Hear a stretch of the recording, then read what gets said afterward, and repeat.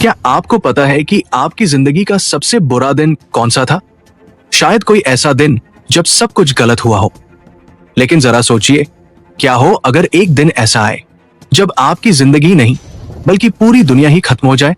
आज से 6 करोड़ 60 लाख साल पहले धरती पर एक ऐसी ही सुबह हुई थी। उस दिन सूरज रोज की तरह ही निकला था, हवाएं वैसी ही चल रही थी और किसी को अंदाजा भी नहीं था कि अगले 24 घंटों में इस ग्रह का इतिहास हमेशा के लिए बदलने वाला है।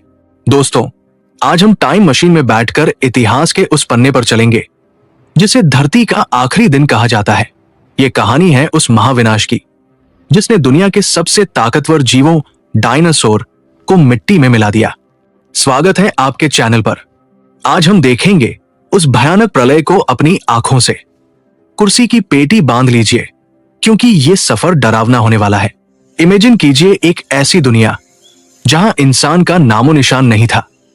न कोई शहर, न कोई प्रदूषण, न इंटरनेट और न ही कोई शोर।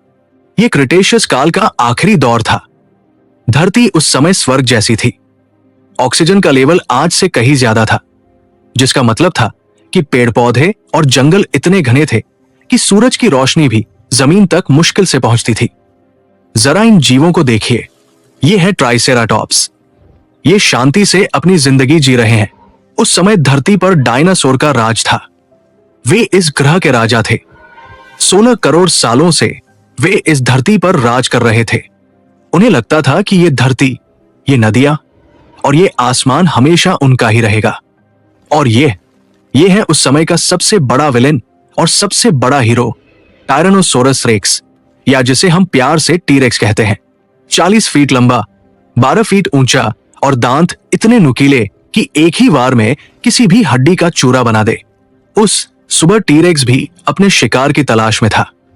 उसे नहीं पता था कि जिस सूरज की रोशनी में वो आज शिकार कर रहा है, कल वो सूरज उसे दिखाई भी नहीं देगा। ये दुनिया जो इतनी शांत और खूबसूरत लग रही है, दरअसल ये एक तूफान से पहले की शांति है। जिंदगी एकदम परफेक्ट थी। प्रकृति का संतुलन बना हुआ था। लेकिन इन डायनासोर को यह नहीं पता था कि उनकी किस्मत का फैसला धरती पर नहीं बल्कि धरती से करोड़ों किलोमीटर दूर अंतरिक्ष में हो चुका है। धरती पर जहां जीवन अपनी रफ्तार से चल रहा था, वहीं अंतरिक्ष के अंधेरे सन्नाटे में एक खामोश कातिल तैयार हो चुका था। यह कोई मामूली पत्थर नहीं था। ये एक एस्टेरॉयड यानी एक क्षुद्र ग्रह था। लेकिन इसका आकार सुनकर आपके होश उड़ जाएंगे। यह पत्थर एक पूरा पहाड़ था, माउंट एवरेस्ट से भी बड़ा। इसकी चौड़ाई लगभग 10 से 15 किलोमीटर थी। जरा सोचिए, 10 किलोमीटर चौड़ा पत्थर।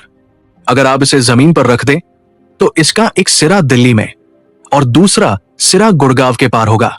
और यह पत्थर रुका हुआ नहीं था। यह ब्रह्मांडीय गोली हमारी धरती की तरफ बढ़ रही थी। इसकी रफ्तार 60,000 किलोमीटर प्रति घंटा, यानी एक राइफल से निकली गोली से भी 20 गुना तेज। इतनी तेज कि आप पलक झपकाएं और ये लंदन से न्यूयॉर्क पहुंच जाए। ये एस्टेरॉयड पिछले करोड़ों सालों से अंतरिक्ष में भटक रहा था। शायद किसी और पत्थर से टकराकर इसका रास्ता बदला और इसकी किस्मत में लिखा था लक्ष्य पृथ्वी। सबसे डरावनी बात यह थी कि डायनासोर के पास कोई नासा नहीं था, कोई स्पेस टेलीस्कोप नहीं था जो उन्हें चेतावनी दे सके। उन्हें पता ही नहीं था कि मौत उनके सर पर मंडरा रही है। वे बस अपनी रोजमर्रा की जिंदगी जी रहे थे, खा रहे थे, सो रहे थे, लड़ रहे थे, जबकि ऊपर आसमान में एक ऐसा राक्षस आ रहा था जो न दया करेगा न रुकेगा। अब हम उस पल पर आ चुके हैं जिसे वैज्ञानिक न लौटने वाला बिंदु कहते हैं।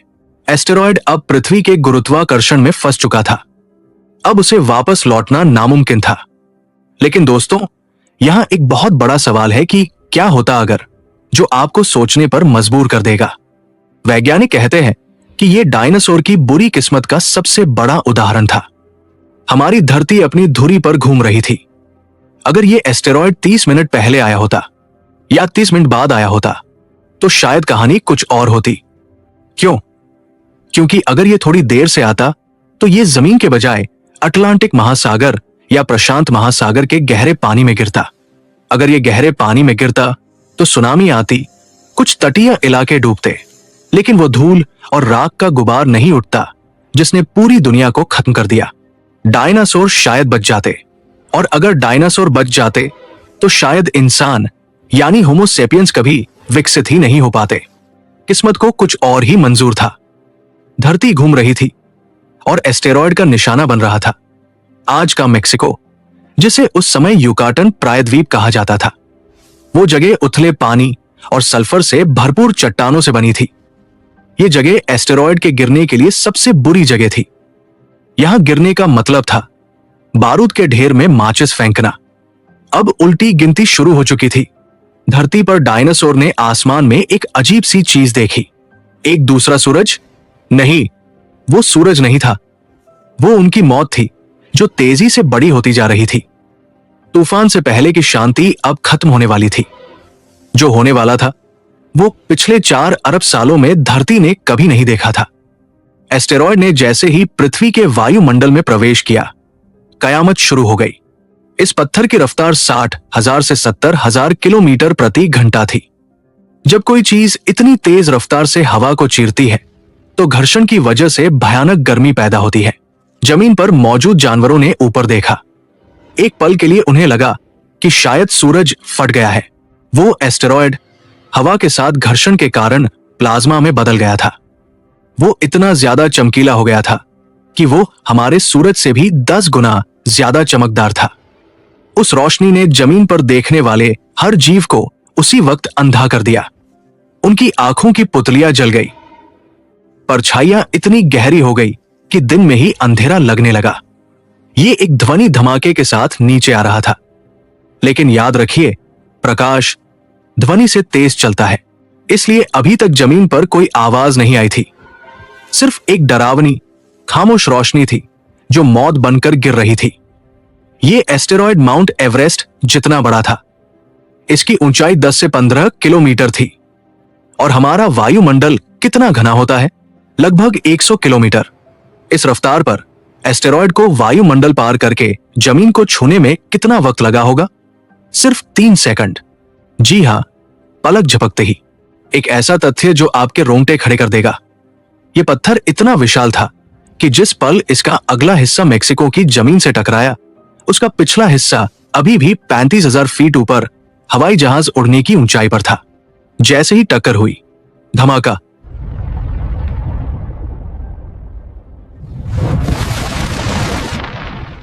वो जगह जिसे आज हम चिकशुलूप कहते हैं, वहां पृथ्वी की पपड़ी पूरी तरह पिघल गई। जमीन पानी की तरह बहने लगी। यह टक्कर कोई मामूली दुर्घटना नहीं थी। वैज्ञानिक अनुमान लगाते हैं कि इस टक्कर से जो ऊर्जा निकली वो 10 अरब परमाणु बमों के बराबर थी। जी हां, आपने सही सुना। हिरोशिमा पर जो एटम बम गिराया गया था, उससे 10 अरब गुना ज्यादा ताकत।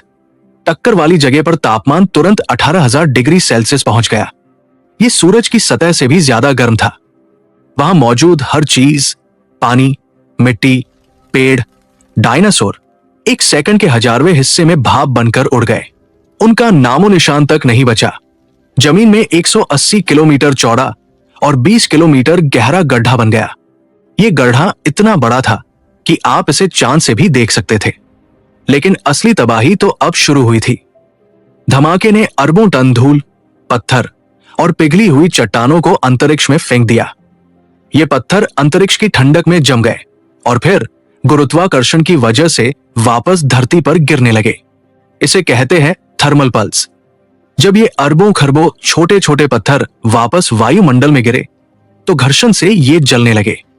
पूरी दुनिया का आसमान एक विशाल माइक्रोवेव ओवन या पिज्जा ओवन में बदल गया।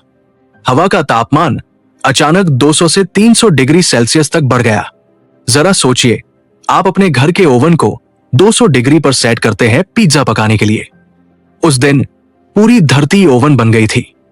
जो डायनासोर टक्कर वाली जगह से हजारों किलोमीटर दूर भी थे, वे बच नहीं पाए। वे जिंदा जल गए। दुनिया के 70% जंगलों में एक साथ आग लग गई।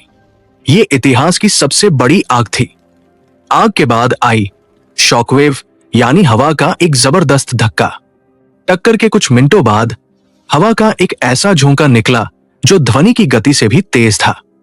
यह हवा का दबाव इतना ज्यादा था कि इसके रास्ते में जो भी आया वो चकनाचूर हो गया ऐसी ही और रोंगटे खड़े कर देने वाली कहानियों के लिए चैनल को सब्सक्राइब करें और बेल आइकन दबाएं।